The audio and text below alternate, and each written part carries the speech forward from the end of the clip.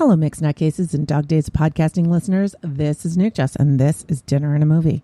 And today I'm going to be talking about Super Mario Galaxy, the movie. It came out this year. I'm not sure. Oh, it dropped in April, and it recently dropped onto Amazon Prime in Canada. So Tech and I watched it, I think, either the day it dropped or pretty close. And it is a sequel to the Super Mario movie. This one was a love letter to anyone who has played the Super Mario games. There were so many in references that Tech and I didn't even get all of them. But it was really good. I really enjoyed it. It's different than the first movie. The first movie really kind of set up the world and set up.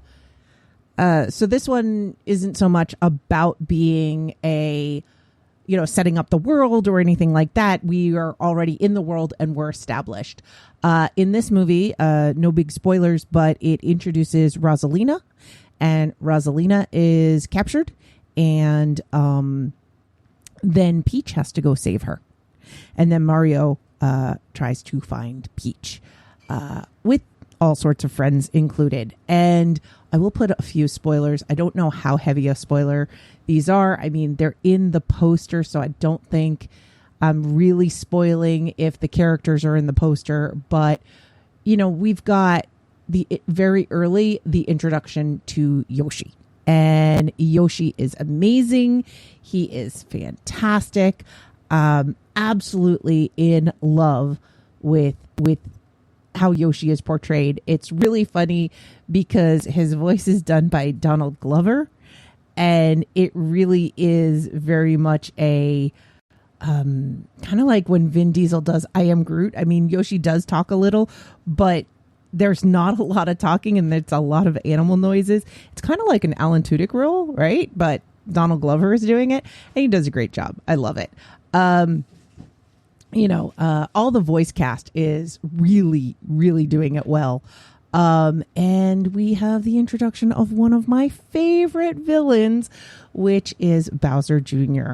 I absolutely love Bowser Jr. He is so cute and so adorable, and I love his little toothy little bandana that he puts around his mouth. And there are the little stars, and there's just so many cute little references and things in it. But what I really like about this one is it really is talking about how powerful the princesses are.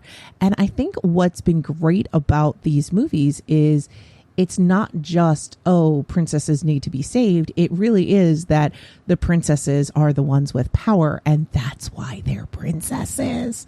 And so that's really cool. And you get a whole bunch of Bowser character development. And one of my favorite, I don't know if it's memes, storylines, or in jokes, or whatever you want to call it, is the whole Bowser being a dad thing. When they introduced the Switch originally, they had this whole special video series about parental controls, and it was Bowser and Bowser Jr. in these parental controls. And they were really cute animations, and they were designed for all language speaking audiences. And I just got a drink delivered to me. It's your pairing with a fun movie. You need a fun drink. I got a fun drink. Is this sangria? No. What is it? That's Gator wine. Oh my gosh. Okay, so Tech just delivered me Gator wine, which I guess really pairs well with Bowser, but why is this good? I'm so confused. Okay, so Gator wine is red wine and Gatorade, right? Gatorade and red wine? Yeah, blue Gatorade. Blue Gatorade specifically. And Tech and I are trying it, and it's got ice in it. And that's why I thought it was sangria, because it kind of is. It's fruit juice and wine. Well, it's fruit juice in quotation marks, and fruit is spelt with 2 O's. But why is that good? Oh, dang. I lost the plot. Wow. Okay. So, yeah, I think Bowser and would love this. So Bowser being a dad in those Switch commercials was really I absolutely loved it, and it built up my headcanon about Bowser. Now, they don't mention his other children. Maybe we'll get those in a future movie. But it does talk a lot about the relationship between him and Bowser Jr. And it is so adorable and so beloved and just so wonderful. Man, it just made me so happy, you know? And so if you've ever played the games, or even if you haven't played the games, if, you know, you're game adjacent and you just understand a bit, if you like the first movie, I say go see it. But don't expect it to be, I don't know, exactly the same. It is its own thing. And it is awesome. It is light. It is fun. I watched it after watching the very sad Sterling Point.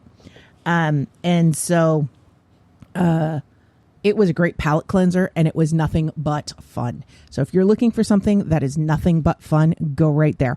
Also, if you are into Daddy Bowser, there is, and when I say daddy, I mean Daddy Bowser, there is a lot of little references, including paintings that are, just amazing. But what am I pairing it with? Well, apparently Gator wine. But also I'm going to say mushrooms masala, because mushrooms masala just goes so well with Super Mario. So you've got, you're going to take whatever mushrooms you've got, and you can do a melody of them, and you're going to cook them up with some onions and maybe some garlic. It is up to you, whatever spices you want. And then I like to use masala wine or white wine, cook them up, and it makes like a glazy gravy. Oh, it is just perfect. You can eat it on its own. You can put it on a steak. You can put it over rice, whatever you want. But apparently I can eat it with Gator wine and watch Super Mario Galaxy. Oh, and I am going to comment on one of the Encaffeinated Ones episodes. I just was listening to it before I sat down to record, and he talked about why are there drawers in hotel rooms. And I will tell you that I use the drawers in hotel rooms because I am one of those people that will stay in a hotel for like a week. And I've done it a lot. Actually, when I was, I don't know, like 20 years ago, I was doing a job where I was 2 weeks down in Florida and 2 weeks at home. And I would alternate. And I would do this twice a year. So I'd be 4 times living in a hotel for 2 weeks. You definitely want drawers at that point. You know, you're even doing laundry and things like that. You turn it into your home. But having, you know, being a traveling worker, you need the desk so that you can work. You need the drawers. And I actually use the lobby a lot when I travel like that. But even now, when Tech and I go down to see my family, we'll rent a hotel room. And yeah, I unpack and I put everything in drawers.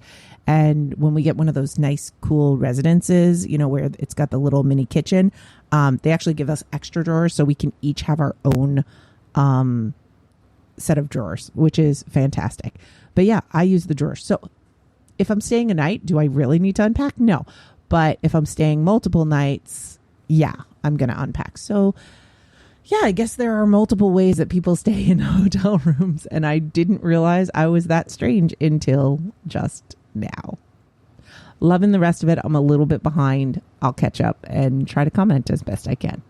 Nutty Bites is produced by Nimlas Studios under a Creative Commons Attribution No Commercial Non-Derivatives 3.0 International License. That means you can't change it without my permission. You can share it and send it to your friends. Just link back to me, my site, and everything. We live at nimlas.org, which has links to everything social media, including facebook.com/group/nuttybites and patreon.com/nukejoss, or call 347-NUTTY42.